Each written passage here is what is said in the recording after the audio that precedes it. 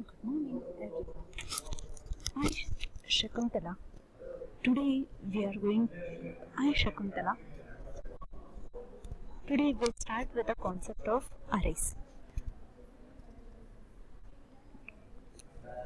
Today we are going to discuss about the basic concept of arrays, how we are going to declare the arrays, what is the syntax, and examples of arrays.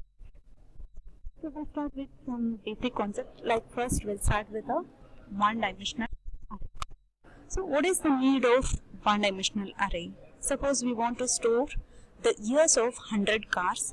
We will define 100 variables like int y1, y2, y3 and so on up to y100.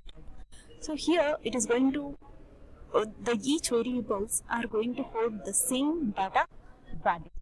So instead of you declaring 100 variables, we can declare an array of similar data type to hold 100 values. So array is an indexed data structure to represent several variables having the same data type. For example, int y of 100. So one variable is going to hold 100 values of the same data. Then how to access the elements of an array? So elements of an array can be accessed with a syntax followed by array name followed by the index or subscript. So index values specify the element to be accessed from the array. So here array index will always start with a 0. So if I specified y of 5, it is going to access the 6th element from an array. And how to declare and initialize values for the arrays. So declaration is as follows: data type, array name and size. So this declaration statement is going to allocate a memory, declare an variable array to hold a specified size of elements, and the index of the first element is 0 and the last element is size minus 1. And say here for example int list of 5. So here it is going to allocate a memory for 5 integer variables, and the subscript of the first element is 0 and subscript of the last element is 4. And C does not check the bounds on an array. So for example here list of 6 is equals to 5. 6 is equals to 5. So it may give a segmentation error because we have allocated only the elements to hold only an variable to hold only the 5 elements. So if we initialize the value for the 6th element, then it is going to give either it may give a segmentation fault or it may override the other memory locations. Then how to initialize the values? So you can initialize the values during declaration time itself. So as follows, for example, list of 5 is equals to HELLO. So the list is considered as a character array to hold up 5 letters. So the 5 position values are initialized with the values H, E, L, L and E.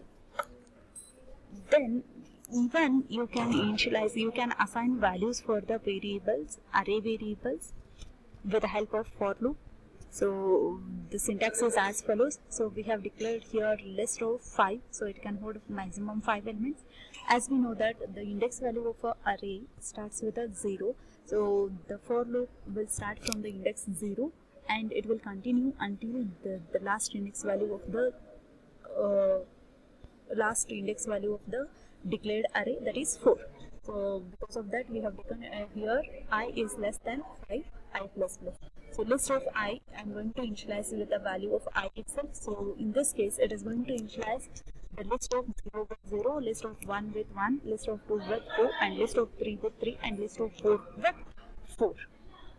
Or else you can make a changes with a condition in your for loop like I is less than or equals to 4. Both the for loops will work in the same manner. And this is one more example for initializing the values. And here there are some of the exercises how you are going to declare initialize values for the array variables. So the first example, in this first example, int x of 10, it is initialized with the three values minus 5, 4 and 3. So first three index values of the array x is initialized with the values minus 5, 4 and 3, and remaining all elements are initialized with 0. So this indicates that if you initialize only one element, the remaining all elements are initialized to 0. And the character letters of here we have not given a size, then also it is going to consider it as a memory, and it is going to allocate a letter size for the letter array as a 3, and it is going to initialize these three indexes with A, B, C. And the last declaration statement is double Z of 4. So here we have not initialized any values, so it is going to initialize some garbage value for this particular array. And these are the some exercise programs. Go through it. The like storing some random numbers. It is like it is an example for assigning values for the array variable. And the next concept is how you can do computations on the one-dimensional arrays. So you can perform so many operations like finding a maximum of a given number, finding a sum of a given number, finding odd numbers in the given number. So there are so many examples. So we'll take only one example of finding one maximum of a given array. So maximum of a given number array. So I have taken one max with a value index 0, 0th position value as a max, and I am going to compare each and every element in the array one by one, and I am going to identify the which one is maximum. So this is a very simple example how you can do the computations on array variables. Similarly, you can write a one more example to find the average of a given array. So take this as a homework. So we'll continue the next concepts in the next classes. Thank you.